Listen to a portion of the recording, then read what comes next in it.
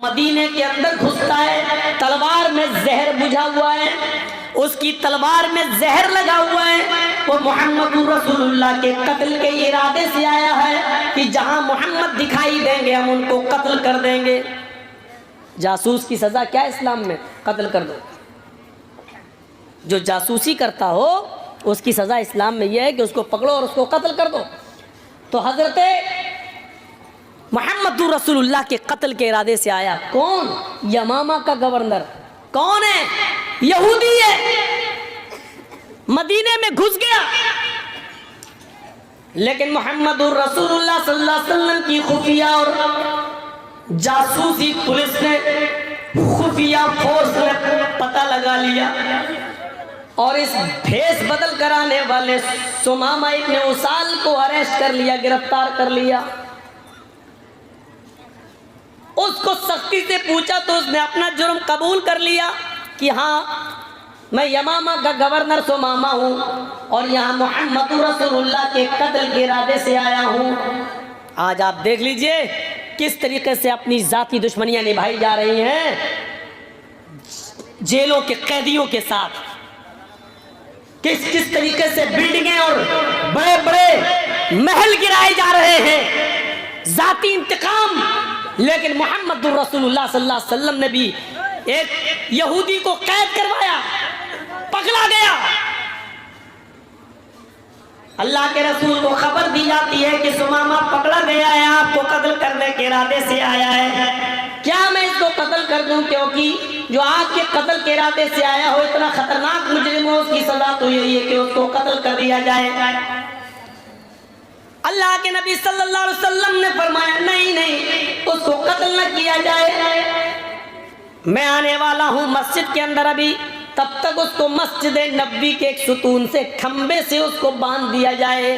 लकड़ी के सुतून थे, लकड़ी के, जैसे ये आपके यहाँ बल्लियाँ लगी हुई हैं ना, ऐसे ही मस्जिद नबवी के अंदर बल्लियाँ लगी हुई थी, लकड़ियों के सुतून, और उसके ऊपर खजूर के पत्तों की छत थी। लेंटर नहीं था, खजूर के पत्तों की छत।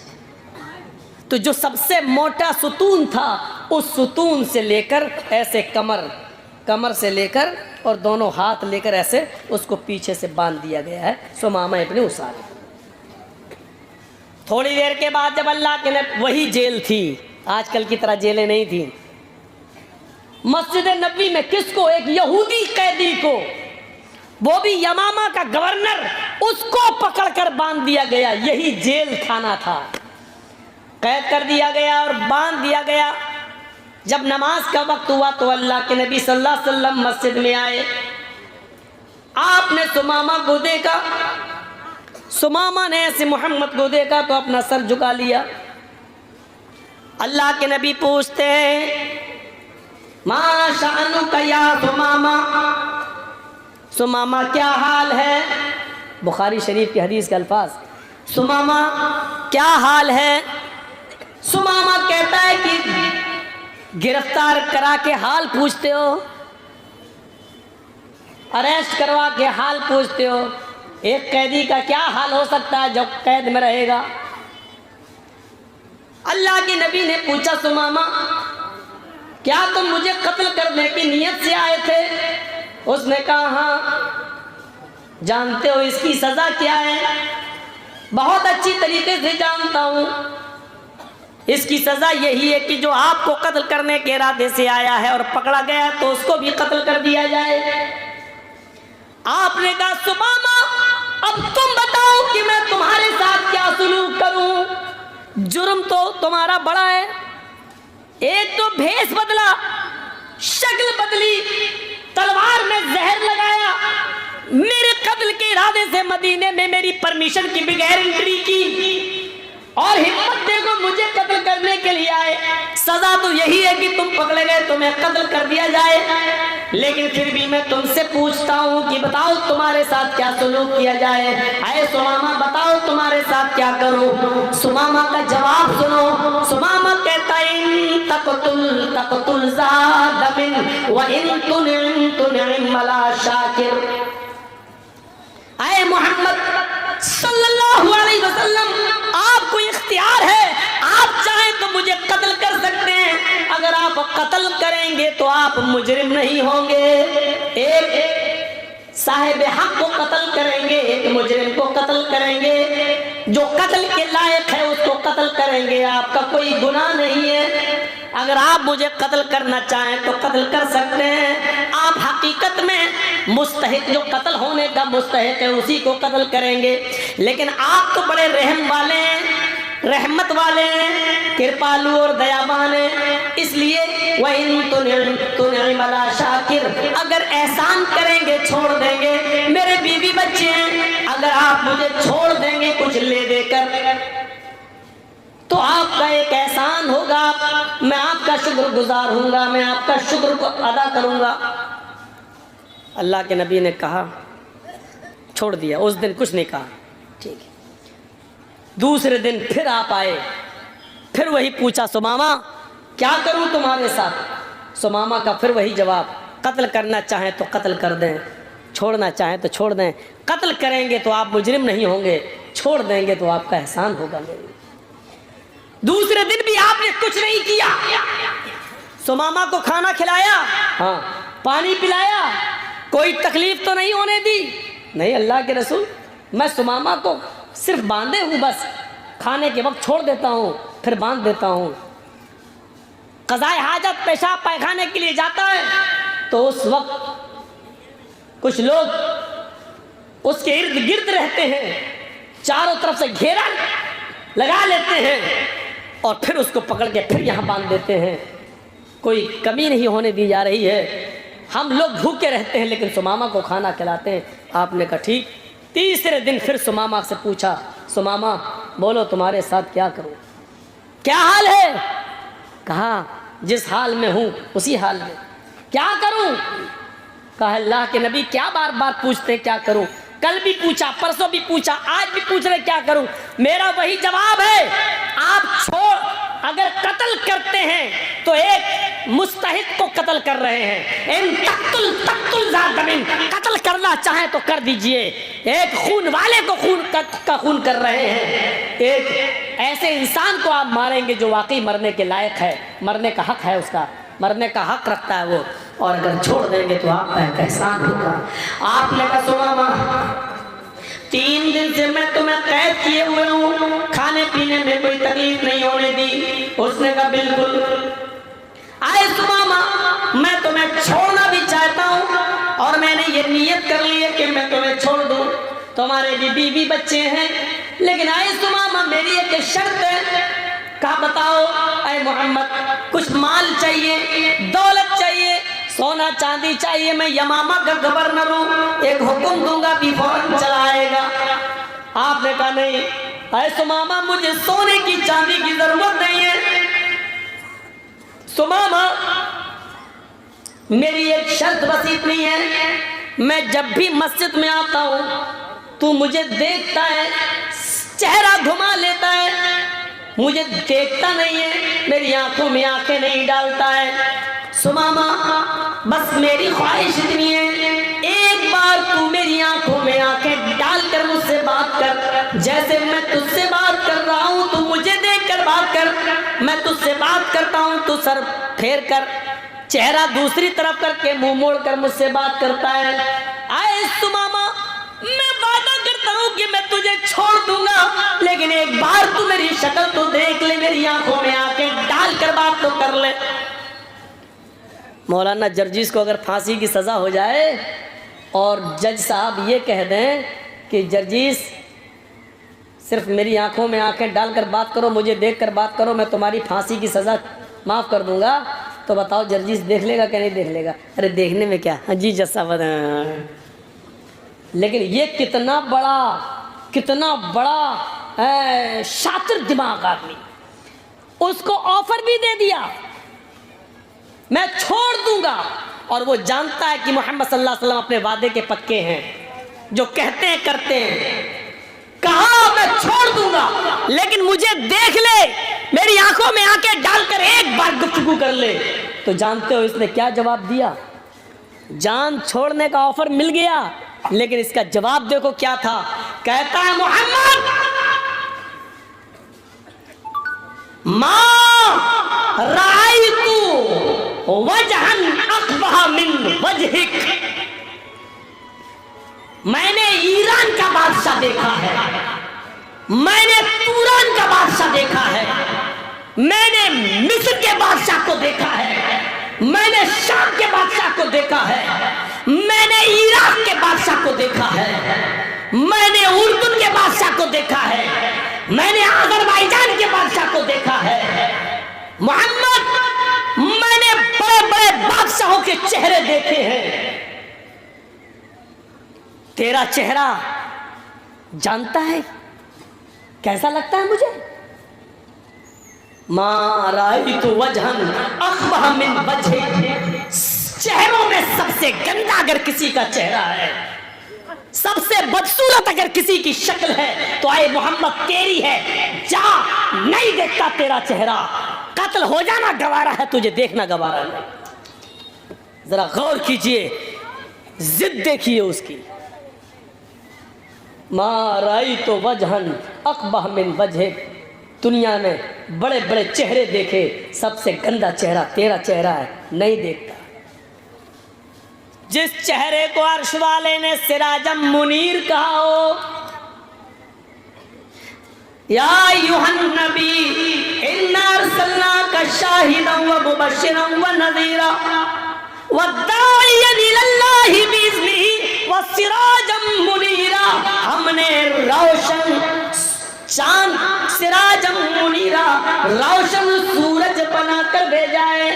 जिस चेहरे को अल्लाह ताला ने चमकता हुआ रोशन सूरज का हो, इसको ये सबसे गंदा चेहरा कह रहा है। जिस चेहरे को कभी उम्मे सुलैम ने अंधेरे में देखा तो कहने लगती है मोहम्मद अंधेरी रात में मेरे पास आए तो ऐसा लगा जैसे मेरे घर में किसी ने चिराग रोशन कर दिया हो।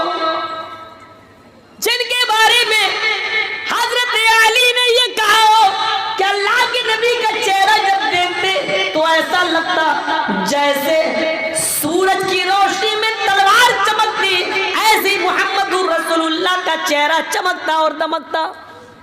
और जिस चेहरे को देखकर कभी हसन इब्न साबित ने कहा था वह अहसन मिन कलम तरकत्तु ऐनी व अजमल मिन कलम तलिदिन निसाओ, मेरी आंखों ने आपसे ज्यादा हसीन कोई चेहरा ही नहीं देखा और दुनिया की किसी औरत ने आपसे ज्यादा खूबसूरत बच्चा पैदा ही नहीं किया, आपसे ज्यादा हसीन बच्चा पैदा ही नहीं किया। जिस चेहरे को मेरे भाइयों इतना खूबसूरत कहा गया हो, उस चेहरे के बारे में ये सुमामा कहता है दुनिया में सबसे गंदा अगर किसी का चेहरा है तो ऐ मोहम्मद तेरा जान नहीं देखता। हजरत उमर फारूक की हाथ तलवार पे मचलने लगती है, नबी अकरम के चेहरे की तरफ देखते हैं, अल्लाह के नबी ने चेहरे उमर फारूक की के हाथ को देखा, वो तलवार की मियान पे मचल रहा है। इधर देखा, फरमाया उमर तलवार निकालने में जल्दी न किया करो, उमर तलवार निकालने में जल्दी न किया करो। अल्लामा एहसान इलाही ज़हीर नबी अकरम सल्लल्लाहु अलैहि वसल्लम की ज़बान से निकले हुए इन जुमलों के बाद कहा करते थे कि अल्लाह के नबी ने कहा था उमर जल्दी न किया करो, क्योंकि जब तुम मियान से तलवार निकालते हो तो तुम्हारी तलवारों की चमक देखकर आसमान भी पसीना छोड़ देता है, तुम्हारी नंगी तलवार देखकर आसमान की पेशानी पर भी पसीना आ जाता है, तुम्हारी तलवार की चमक देखकर आसमान भी डर जाता है, वो भी पसीना पसीना हो जाता है। उमर तुम तलवार निकालने में बहुत जल्दी करते हो, तलवार निकालने में जल्दी ना किया करो।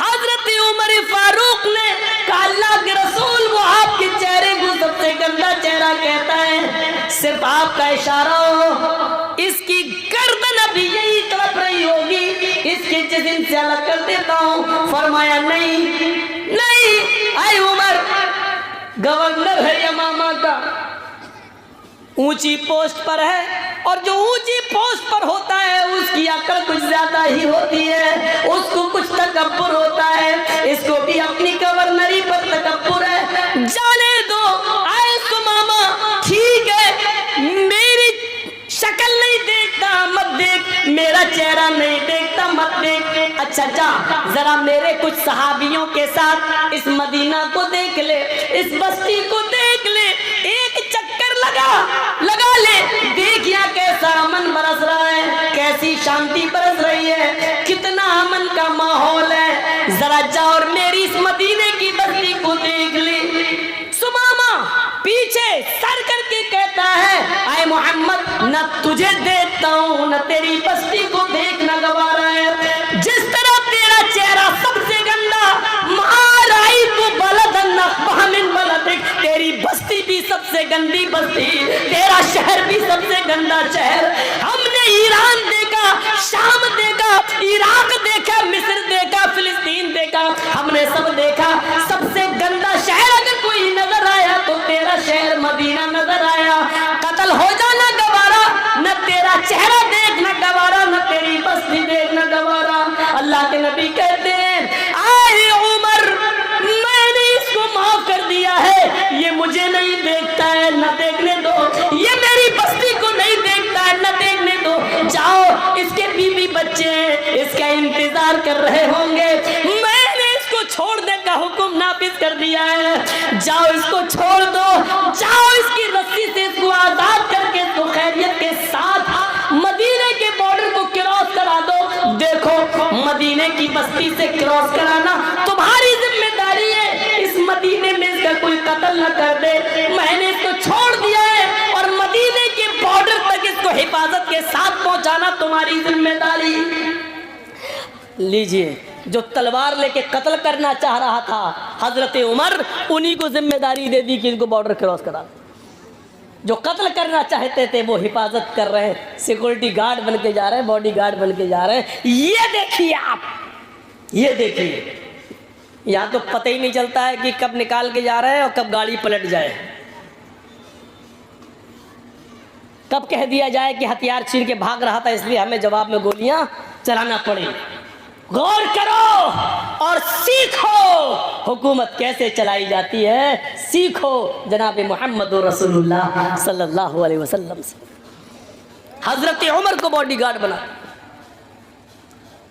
मौलाना जर्जीस जिसको मारना चाह रहे हैं उसी को कह दिया जाए, जाओ तुम्हें इनके घर खाना भी खाना है और इनका सर भी दबाना। तो कैसा लगेगा मौलाना जर्जीस को? सर दबाते दबाते गला दबा दो। लेकिन नहीं, हजरत उमर ने सर नीचे कर लिया, क्योंकि ये हुक्म था जनाबे मोहम्मद रसूलुल्लाह सल्लल्लाहु अलैहि वसल्लम। लेके चलने लगे। सुमामा मस्जिद से बाहर निकला, मस्जिद नबी की चौखट से मुड़कर देखता है कि चलो देख ही लो उसका चेहरा, देखने में हर्ज क्या है, अब तो छोड़ ही दिया है। बहुत कह रहा था देख लो, इतना सब कुछ कहने के बाद भी छोड़ दिया। ऐसी ऐसी बातें सुनता था इनके बारे में, लेकिन इतना सब कुछ कहने के बाद छोड़ा। चाहे गया मस्जिद के दरवाजे से निकला, अल्लाह के रसूल उसको मस्जिद के दरवाजे तक छोड़ने आए, दुश्मन को छोड़ दिया। जो कत्ल करने आया था मोहम्मद रसूलुल्लाह का, उसको छोड़ने के लिए। और सीखो, उसको नहीं मालूम कि पीछे पीछे अल्लाह के रसूल आ रहे हैं। दरवाजे पे गया, पीछे मुड़ के देखता है कि देख लूं। जैसे ही उसने पीछे मुड़ के देखा, सामने मोहम्मद रसूलुल्लाह खड़े हैं। कहा सुमामा ये तुम्हें छोड़ के आए। अब उसने करीब से नबी की शक्ल देखी, फिर आगे बढ़ता है। उमर कहते हैं आहिस्ता आहिस्ता चलो, लेकिन वो तेज तेज चल रहा है। सुमामा जितनी तेजी के साथ कदम आगे बढ़ाता है, उसका दिल दुगनी रफ्तार से पीछे की तरफ भाग रहा है। सुमामा के पैर आगे की तरफ, लेकिन सुमामा का दिल जनाब मोहम्मद रसूलुल्लाह की तरफ। 2 मील दूर चला गया, जो गांव मिला, उस गांव में कुआं नजर आया। उस कुएं के पास आकर बैठ गया, डोल से पानी निकाला, सहाबा को मस्जिद नबी के पास कुएं के पानी से नहाते हुए देखा, उसी तरीके से नहाया, गुस्ल किया और गुस्ल करने के बाद फिर लौट कर वापस आने लगा। हजरत उमर कहते हैं कहाँ जा रहे हो?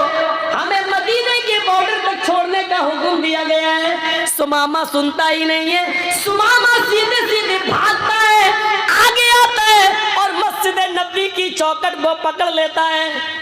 कहता है मोहम्मद इब्ने अब्दुल्लाह, अल्लाह के नबी अभी भी मस्जिद नबवी में बैठे हुए थे, अपने सहाबा किराम के साथ कच्ची जमीन पर बैठे हुए थे, हाँ मिट्टी के ऊपर बैठे हुए थे। उसने अपने सहाबा के बीच में मोहम्मद रसूलुल्लाह को बैठे हुए देखा, उसने समझ लिया चारों तरफ सितारों के बीच में जो सबसे ज्यादा चमक रहा है 14वीं रात की तरह, वही मोहम्मद रसूलुल्लाह है। उसने जोरदार अल्फाज में कहा मोहम्मद इब्ने अब्दुल्लाह। अल्लाह के नबी पीछे मुड़ के देखते कहते हैं, उठ गए, सुमामा क्या हुआ? मदीने में क्या किसी ने परेशान किया? मैंने तुम्हें छोड़ दिया था, क्या मेरे किसी सहाबी ने तुम्हें गाली दी? मेरे किसी साथी ने तुम्हें मारा? उमर को भेजा था तुम्हारे साथ बॉर्डर तक छोड़ने के लिए, फिर क्या बात है कि तुम यहाँ आ गए हो? क्या उमर ने तुम्हारी गर्दन पे तलवार रखी? जवाब देता सुमामा रोते हुए, नहीं अल्लाह के नबी ऐसा कुछ नहीं है, मैं अब कैद हो गया। जब रस्सी से बंधा था तो आजाद था, जो मन में आता था बोलता था, आपके खिलाफ भी जहर उगलता था, लेकिन जब आपने मुझे आजाद कर दिया तो हकीकत में वो आजादी नहीं थी, आपने मुझे अपने दिल का गर्विदा बना लिया है, अपने अखलाक के रस्सी में बांध दिया है। मुझे माफ करके मेरे बीवियों बच्चों पे एहसान करके आपने मुझे खरीद लिया है। ऐ मोहम्मद इब्ने अब्दुल्लाह, यमामा का गवर्नर था, आज गवर्नरी का ताज उतारता हूँ और मोहम्मद के पैरों के जूते साफ करने के लिए, मोहम्मद की गुलामी करने के लिए तैयार हूँ। मुझे भी अपना गुलाम बना लो, मुझे भी अपने मजहब में ले आओ, मुझे भी इस्लाम से जोड़ दो। अशहदु अल्ला इलाहा इल्लल्लाह व अशहदु अन्ना मुहम्मदन अब्दुहु व रसूलुहु, ये कलमा पढ़ता है और सुमामा जनाब मोहम्मद रसूलुल्लाह का सच्चा उम्मती बन जाता है। एक यहूदी है, कैदी है और इतना बड़ा मुजरिम है कि उसके जुर्म के हिसाब से उसकी सजा कत्ल है, लेकिन उसको माफ कर रहे हैं मोहम्मद रसूलुल्लाह। अगर ये अखलाक सब पढ़ लें तो कोई भी नित्यानंद पैदा ना हो और कोई भी वसीम रिजवी की तरह कुरान की आयतें निकालने की बात न करे। शर्त यह है कि घृणा और नफरत की चादर उतार कर मोहम्मद रसूलुल्लाह सल्लल्लाहु अलैहि वसल्लम की ज़िंदगी का मुताला किया जाए। कैदियों के साथ ये हुस्न सलूक, इंसानियत का ऐसा दर्स, इंसानियत का ऐसा सबक हमें दुनिया की किसी किताब के अंदर नहीं मिलता है। कहाँ है इंसानियत आज? पड़ोसी पड़ोसी को खाया जा रहा है, दोस्त दोस्त को खाया जा रहा है, एक दूसरे का हरीफ बना है। हम आज अपनी तकलीफ से इतने परेशान नहीं हैं जितना आपकी खुशी से हम परेशान हैं। हम अपनी परेशानी से इतना परेशान नहीं है जितना आपको आराम में देखकर हम परेशान हो रहे हैं। मेरे भाइयों, आज ये सूरत हाल हमारी हो चुकी है। हमारी 12 साल का बच्चा बीमार होता है, यहूदियों का, यहूदी का बेटा है, अल्लाह के नबी का सर दबा दिया करता था, मोहम्मद रसूलुल्लाह का कभी कभी पैर दबा दिया करता था। सहाबा को आप दर्स देते थे तो वो यहूदी बच्चा नबी की महफिल में बैठ जाया करता था, बातें सुनता था।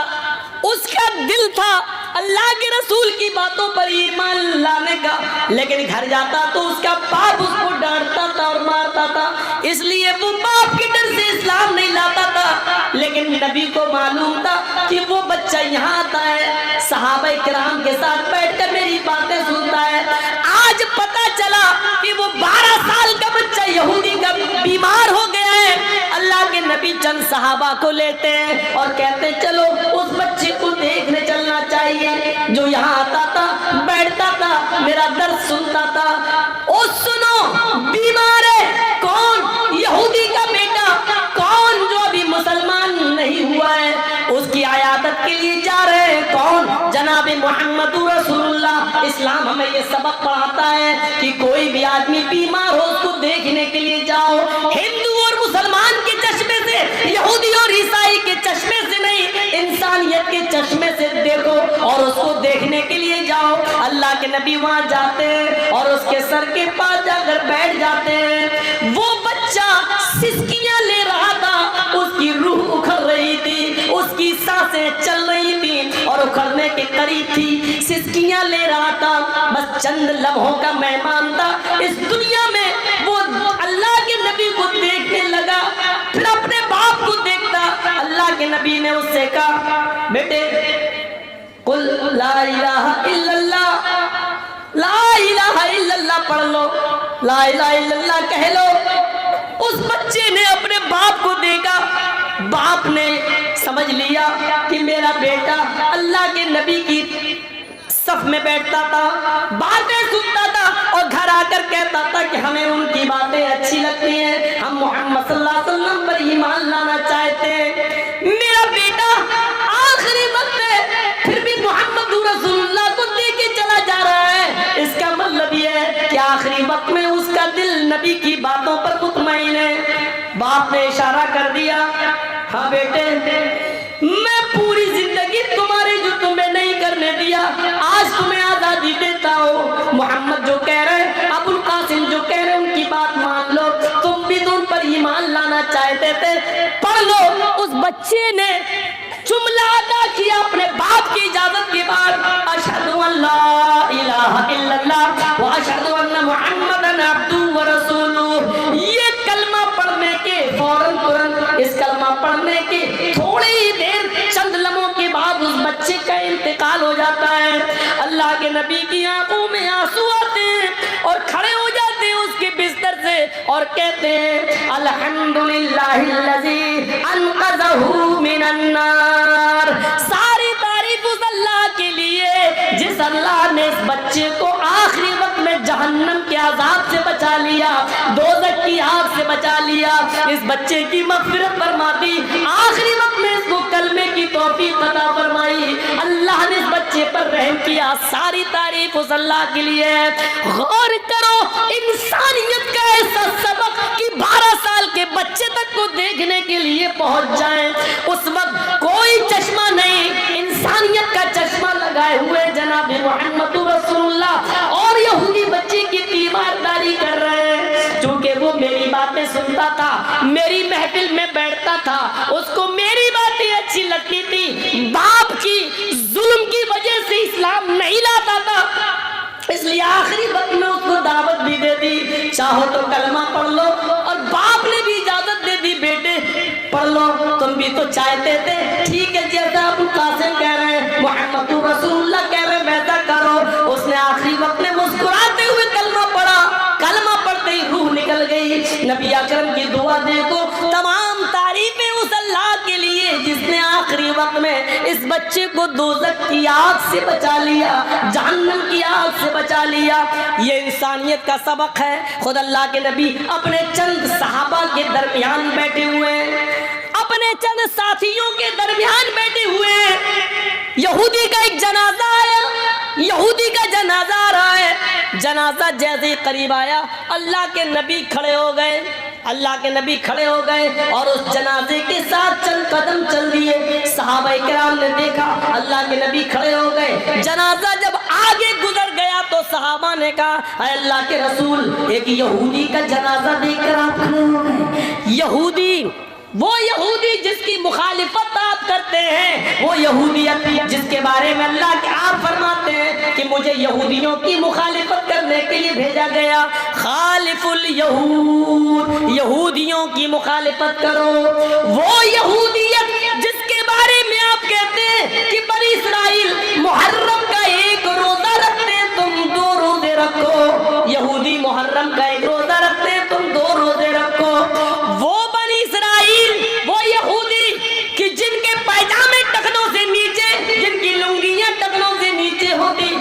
आपने कहा यहूदियों की मुखालिफत करो, वो टखनों से नीचे पैजामा लुंगी पहनते, तुम टखनों से ऊपर पहनो।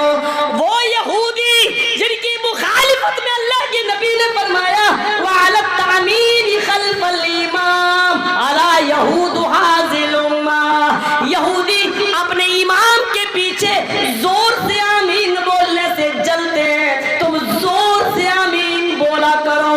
यहूदियों को चिढ़ाओ, पूरी जिंदगी यहूदियों की मुखालिफत करते हुए गुजरी, लेकिन आज यहूदी का जनाजा आता है तो आप उसको देखकर खड़े हो जाते हैं। पूछा गया अल्लाह के नबी आप यहूदी का जनाजा देखकर खड़े हो गए? यहूदी का जनाजा, अल्लाह के नबी ने फरमाया हाँ, क्यों नहीं खड़ा? क्या मरने वाला इंसान नहीं था? मैंने यहूदियत के चश्मे से नहीं देखा, इंसानी हमदर्दी के नाते में खड़ा हुआ। जिस तरह इन लोगों को अपने रिश्तेदार के इंतकाल पर गम है तो इनके गम में हमें शरीक होना चाहिए। ये इंसानियत की तालीम दी थी जनाबी मोहम्मद रसूलुल्लाह ने। ये वाकया बतला रहा है, यहूदी हो या हिंदू हो, सिख हो या ईसाई, आप उसके जनाजे को देखकर खड़े हो सकते हैं, चंद कदम चल भी सकते हैं। यहाँ तक कि अगर वो कहीं दफन होते हैं या शमशान घाट पे जाते हैं, जलाए जाते हैं, हमदर्दी में इंसानियत के नाते से अगर आप वहां जाना चाहें तो उधर भी जा सकते हैं, उधर भी जा सकते हैं। शर्त यह है कि लकड़ी वगैरह या जलाने का काम आप अपने हाथ से नहीं करेंगे, उनके गम में शरीक होने के लिए आप वहां तक जा सकते हैं। ये इजाजत दी है इस्लाम ने, शरीयत ने। तो मेरे प्यारे साथियों, इंसानियत का ये सबक हमें कहाँ मिलेगा? इंसानियत का ऐसा पाठ हमें कहाँ मिलेगा? ये सबक सिखाया है जनाब मोहम्मद रसूलुल्लाह सल्लल्लाहु अलैहि वसल्लम ने हमें। हमारे साथ क्या है? ये गैरों के साथ हो रहा है, गैरों के साथ। नहीं देखा छोटा बड़ा, नहीं देखा अमीर और गरीब। इसीलिए कुरान करीम ने यहां तक कह दिया वला यजरिमन्नकुम शनआनु कौमिन अला अल्ला तादिलू इअदिलू हुवा अक़रबु लित्तक़वा। किसी कौम की दुश्मनी तुम्हें इस बात पर मजबूर न कर दे कि तुम उसके साथ बेइंसाफी करने लगो। मौलाना जर्जी साहब जज हैं, आप हमारे दुश्मन हैं, आपका मुकदमा मेरी अदालत में आ गया। अब जर्जी साहब को मौका मिला है अपनी दुश्मनी निकालने का। कमीना, तेरा मुकदमा मेरी अदालत में, अब तो जज हम हैं, फैसला तो हम ही को करना है। अब हमने बदला लेना शुरू कर दिया। ये दुश्मनी, कुरान कहता है दुश्मनी अपनी जगह पर, लेकिन किसी कौम की दुश्मनी तुम्हें अन्याय और जुल्म करने पर मजबूर न कर दे। ऐसा ना हो कि तुम उसके साथ बेइंसाफी करने लगो। नहीं, इंसाफ करना हर हाल में। अमर इब्न आस का बेटा मिस्र का गवर्नर है, अमर इब्न आस मिस्र के गवर्नर है। अमर इब्न आस को मिस्र का गवर्नर बनाया गया है। अमर इब्न आस का बेटा घोड़ा दौड़ाने में माहिर है। एक यहूदी बच्चा, यहूदी का बेटा, यहूदी का बच्चा, यहूदी का बच्चा कहता है तो ये क्या हो रहा भाई? तो उसको इतनी जोर से बजाने की क्या जरूरत है भाई? हाँ तो निकल रही, निकल जाएगी, बजा के देखो। तो जितना मना करोगे उतना ही करेगा वो। अमर इब्ने आस का बेटा घोड़ा दौड़ाने में माहिर, उसने कह दिया कि हमसे अच्छा घोड़ा कोई दौड़ा कर दिखाए। एक यहूदी बेटे ने उसका, यहूदी के बच्चे ने उसका चैलेंज कबूल कर लिया। दोनों लोगों ने साथ में घोड़ा दौड़ाया और यहूदी का बच्चा आगे निकल गया। और देखो आदिल, यहूदी का बच्चा आगे निकल गया। अमर इब्ने आस के बेटे को गुस्सा आया, मुझसे आगे कैसे निकल गया? मैं अमर इब्ने आस का बेटा हूँ और मुझे को हरा दिया इसने। घोड़े से उतरा और उस यहूदी बच्चे के एक दिया चेहरे पे थप्पड़, बेचारा हिल गया। उसने कहा कि देखो आपने मुझे अकारण मारा है, बिला वजह मारा है, आपने मुझे फालतू में फजूल मार दिया है और मैं इसकी शिकायत लेकर अमर इब्ने आस के पास जाऊंगा। उस यहूदी बच्चे को ये नहीं मालूम कि ये अमर इब्ने आस का बेटा है। मैं तुम्हारी शिकायत हाई कमान तक लेके जाऊंगा, आला कमान तक लेके जाऊंगा, अमर इब्न आस के पास लेकर जाऊंगा। अमर इब्न आस का बेटा मुस्कुराते हुए कहता, जा जा। किसके पास जाएगा? गवर्नर के पास। जाओ, मेरा कुछ नहीं होगा, मेरा कोई कुछ नहीं कर सकता। तू जिस गवर्नर के पास जाएगा वो मेरा बाप है, मैं अमर इब्न आस का बेटा हूँ, मेरा कोई कुछ नहीं करेगा। बस इतना सा जुमला अमर इब्न आस के बेटे की ज़बान से निकल गया। यहूदी का बच्चा कांप गया, कहता अच्छा ये उनके बेटे हैं। लोगों ने बताया, यहूदियों ने, अरे छोड़ो यार, अमर इब्न आस का बेटा, तुम कहाँ जाओगे? कोई बाप अपने बेटे को थप्पड़ मारेगा, सजा देगा, छोड़िए। उसने फिर हिम्मत नहीं हुई और खामोश हो गया। 1 महीने के बाद अचानक हजरत उमर मिस्र पहुंचते। होता ऐसा, हजरत उमर फारूक हर शहर जाते थे और शहर के लोगों से पूछते थे कि तुम्हारे शहर का गवर्नर ठीक काम कर रहा है कि नहीं कर रहा है, अगर कोई शिकायत हो तो बताओ तो हम उसकी नकेल कसें। पूछते थे। तो मिस्र पहुंचते हैं और मिस्र के लोगों को इकट्ठा करते हैं और हजरत उमर फारूक ने मिस्र के लोगों से पूछा, हमने जो तुम्हारे ऊपर अमीर बनाया है, गवर्नर मुतय्यन किया अमर इब्न आस, क्या वो इंसाफ, क्या वो सही है, ठीक है, कोई शिकायत तो नहीं है आपको उनसे? पूरे मिस्र के लोगों ने कहा नहीं नहीं, अमीरुल मोमिनीन अमर इब्न आस बहुत अच्छे आदमी हैं, बहुत नेक हैं और हमारा बहुत ख्याल रखते हैं, हर चीज़ उनकी बिल्कुल ठीक है, मुझे उनसे कोई शिकायत नहीं। वो यहूदी बच्चा भी उसी महफिल में बैठा हुआ था, कहता अमीरुल मोमिनीन मुझे शिकायत है। हजरत उमर फारूक ने देखा कि वो लड़का छोटा सा बच्चा है, उसको बुलाए, इधर आओ बेटे, किससे शिकायत है? करीब आया, थोड़ा सा डर रहा था।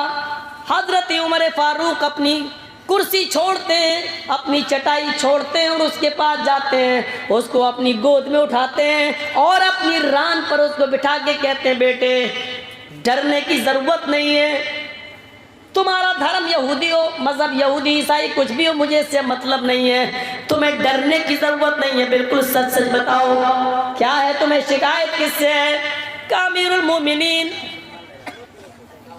1 महीना पहले ये गवर्नर साहब का बेटा, अमर इब्न आस का बेटा, कहने लगा कि कोई है जो मुझसे अच्छा घोड़ा दौड़ाए, और घोड़ा दौड़ाने में मुझसे आगे निकले। मैंने कहा कि आगे निकले या पीछे ये तो अलग बात है, लेकिन मैं मुकाबला करने के लिए तैयार हूँ। अमीरुल मोमिनीन, मैंने अमर इब्न आस के बेटे के साथ घोड़दौड़ में मुकाबला किया, मेरा घोड़ा आगे निकल गया, ये हार गए। इन्होंने गुस्से में आकर मेरे जोरदार थप्पड़ मार दिया, मेरी 5 उंगलियां चेहरे पे छप गई।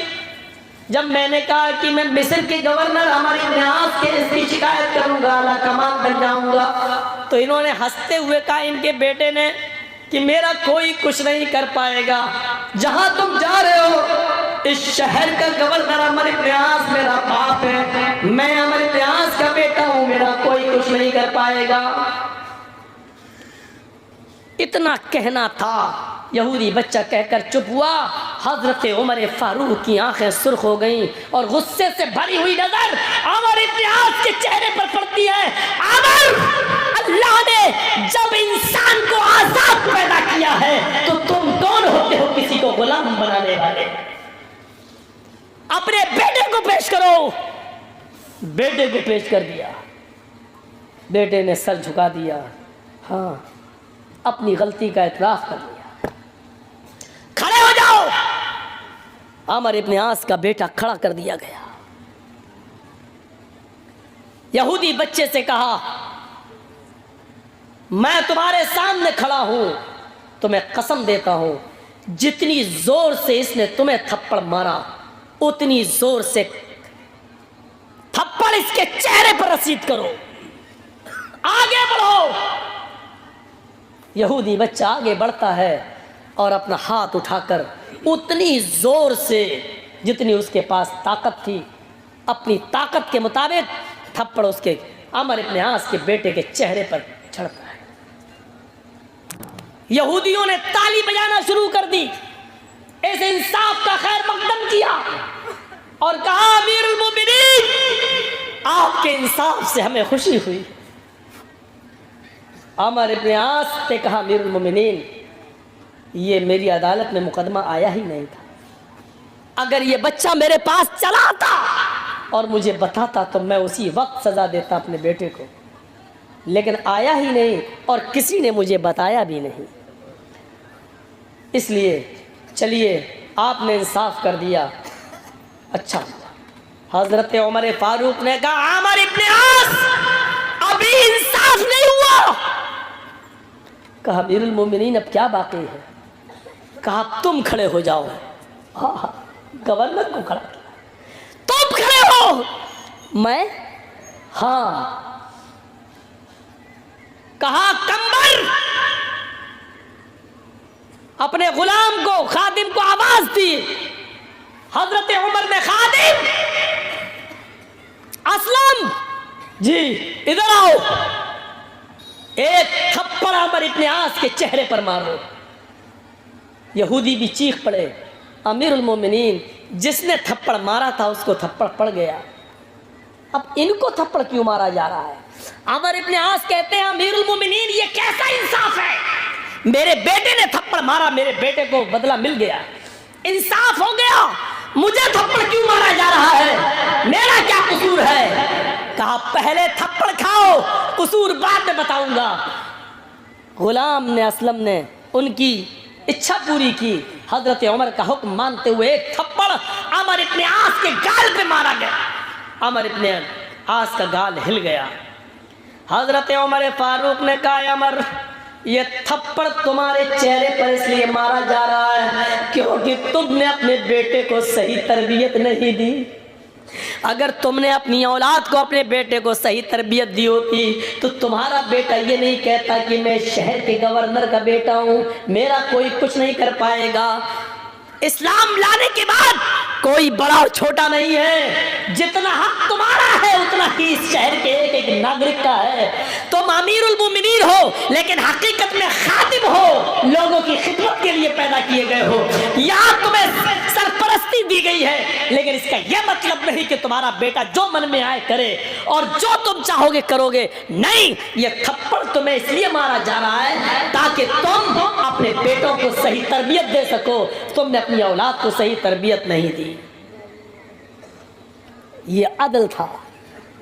मारा यहूदी बच्चे को अमर इब्न आस के बेटे ने, थप्पड़ एक पड़ा, लेकिन इस यहूदी बच्चे की वजह से थप्पड़ दो लोगों को मारा गया, अमर इब्न आस के बेटे को भी और अमर इब्न आस को भी। ऐसा अदल कहाँ मिलेगा देखने को? सबक ये भी दिया कि यहूदी ही सही, लेकिन तुम्हारे बच्चे को ये हिम्मत कैसे हुई कहने की कि मेरा बाप इस शहर का गवर्नर है, मेरा कोई कुछ नहीं कर पाएगा। और फिर दुनिया की नजरों ने देखा उमर फारूक का इंसाफ कि एक दिन उसी मिस्र की बस्ती में हजरत उमर फारूक ने खजूर का रस निचोड़ कर रखा था और कई दिनों के बाद उसमें नशा आ गया था, वो सड़ चुका था, वो शराब बन चुकी थी, नबीज बन चुकी थी। अब्दुर्रहमान ने वो नबीज पी ली। उमर फारूक के बेटे ने वो शराब, वो सड़ा हुआ रस पी लिया जिसमें नशा आ गया। पकड़े गए, लोगों ने बताया अमर इब्न आस को कि उमर फारूक के बेटे ने शराब पी ली थी, लिहाजा उन पर हद जारी की जाए। हजरत उमर फारूक के बेटे का होश, जब नशा उतरता है, होश में आया, पूछा, उन्होंने इकरार किया कि हाँ मैंने पी ली थी, लेकिन मुझे ये नहीं मालूम था कि इसमें नशा था, लेकिन पीने के बाद पता चला कि वो नशा। कहा ये बताओ नशा आया था या नहीं? कि हाँ आया था। कहा तुम्हारा नशा उतर गया है, 40 कोड़े मारे जाएंगे। अमर इब्न आस ने 40 कोड़े मारे। किसको? हजरत उमर फारूक के बेटे को 40 कोड़े। लेकिन मदीने ने जब हजरत उमर को पता चला कि मेरे बेटे ने शराब पी ली और उसको अमर इब्न आस ने 40 कोड़े की सजा सुनाई और मारी, लेकिन इसके बावजूद मदीने से घोड़ा भेजा और अमर इब्न आस को एक लेटर लिखा कि जैसे ये लेटर तुम्हें मिले तो इस अच्छे और मजबूत घोड़े पर मेरे बेटे को बिठाकर जल्दी मदीना रवाना करो। हुक्म की तामील की गई। अमर इब्न आस ने उमर फारूक के बेटे को मिस्र से रवाना करके कहा तुम्हारे बाप ने अर्जेंट तुम्हें बुलाया है। मदीने बेटा पहुंचता है में नबी पैदा हुए, हमारा खानदान अल्लाह के रसूल के खानदान से करीब कुर्बत रखता है, हमारी कौम सबसे अफजल है, हम आला हैं, हम बढ़कर हैं, हम तुमसे ऊंचे हैं। उधर मदीने के अंसारियों को गुस्सा आया, शराब शराब है, देखा नहीं, दिल्ली के अंदर एक काफिला गुजर रहा था मोदी जी का, और पीछे गाड़ियां चल रही थी और दिल्ली की सड़क पे शराबी पड़ा हुआ था। हो, और पुलिस वालों को पता चला कि कमीना मोदी जी की गाड़ी आ रही, मार रहे उसको। अब वो कह रहा क्यों क्यों मार रहा, हट मोदी जी आ रहे। कौन आ रहा कि मोदी जी? अरे सब मेरे बाप के नौकर हैं। शराबी की नजर में क्या है, ऐसे ही कह रहा दिल्ली की सड़क पर, हट ये तो सब मेरे बाप के नौकर हैं। हो, और पुलिस वाले मार मार के खींच के ले गए उसको। मारने तो लगी नहीं रही उसको, इतनी पी रखी। उसको उठाया, गाड़ी में भरा, कहीं दूर, कहीं ऐसा ना होगी। तब जाके तो शराबी की नजर में कोई बड़ी चीज नहीं होती। इधर मदीने के अंसारियों ने सुना कि ये अपने आप को बड़ा कह रहे, तो क्या कहा मदीने के अंसारियों ने, ए मक्के वालों चुप रहो, तुम हमसे बड़े कैसे हो सकते हो? भूखे थे, तुम्हारे पास खाने को नहीं था, हमने दिया। नंगे आए थे, फटे पुराने कपड़े पहनकर, पहनने के लिए कपड़ा नहीं था, हमने दिया। कुछ नहीं था, कारोबार के लिए खेतियां हमने दी, दुकानें हमने दी, रहने के लिए, सर छिपाने के लिए घर नहीं था, हमने दिया। तुम्हारे बेटों के साथ हमने अपनी बेटियों की शादी की।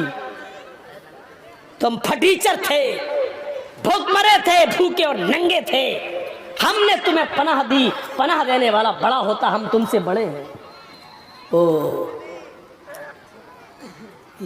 अल्लाह के रसूल के कानों में खबर जाती है, मदीने के अंसारी और मक्के के मुहाजिरीन ने शराब पी रखी है, और शराब के नशे में ये लोग एक दूसरे से अफजल होने का अफजल के लिए लड़ रहे हैं, एक दूसरे से बड़े होने की लड़ाई लड़ रहे हैं। आय अल्लाह, मैं तो ऊंच नीच खत्म करने आया था, मैं तो जात पात खत्म करने आया था, मैं तो बिरादरीवाद खत्म करने आया था, लोगों को एक अल्लाह से डरने वाला बनाने के लिए आया था, तकवे की बुनियाद पर लोगों को अफजल करार देने के लिए आया था। आय अल्लाह, इस शराब ने लोगों को, मक्के और मदीने के लोगों को एक दूसरे से दूर कर दिया है, एक दूसरे को मारने के लिए तैयार है। नबी अकरम की सवालिया नजरें आसमान पर उड़ती हैं। आय अल्लाह, अब वक्त आ गया है, इस शराब के बारे में तू कोई हुक्म नाजिल फरमा दे, कोई हुक्म नाफिज फरमा। नबी अकरम की सवालिया नजरें अभी आसमान से नीचे नहीं आने पाई थी, उधर जिब्राइल अमीन कुरान की हुर्मत का यह ऐलान लेके आ गए, और कयामत की सुबह तक शराब को हमेशा हमेश के लिए हराम करने का नोटिस जारी कर दिया। या अय्युहल्लज़ीना आमनू इन्नमल खमरु वल मैसिरु वल अंसाबु वल अज़लामु रिज्सुम मिन अमलि शैतान फज्तनिबूहु लअल्लकुम तुफ्लिहून। ईमानो वालो, तुम्हारी ऊपर शराब, ईमानो वालो तुम्हारे ऊपर जुआ, आए मुसलमानों तुम्हारे ऊपर बुतों के नाम पर चढ़ाए हुए चीजें, वल अज़लाम, और पासे के तीर, वल अज़लामु रिज्सुम मिन अमल शैतान, ये सारी चीजें शैतान की गंदगी है। यहाँ अल्लाह ने ये नहीं कहा इन्नमल खमरु वल मैसिरु वल अंसाबु वल अज़लामु हरामुन अलैकुम, ये नहीं कहा कि तुम्हारे ऊपर हराम है, बल्कि क्या कहा, रिज्सुम मिन अमल शैतान, शैतान की गंदगी है। हराम चीज मुसलमान खा लेता है, जानता है कि हराम है लेकिन फिर भी खा लेता है। लेकिन चाहे कितनी हराम चीजें कोई आदमी खा लेता हो, लेकिन कितना भी बड़ा हराम खोर हो, हराम चीजें खा लेने वाला हो, लेकिन उससे कहो कि अपनी गंदगी खाओ, तो वो अपनी गंदगी नहीं खा सकता। खा लेगा? कोई है ऐसा जो अपनी गंदगी खाए? हराम चीजें खा लेगा, यतीम का माल मार के खा लेगा, बेवा का हक मार के खा लेगा, अपने भाई की जमीन और जायदाद पर कब्जा करके उसको बेच के खा लेगा।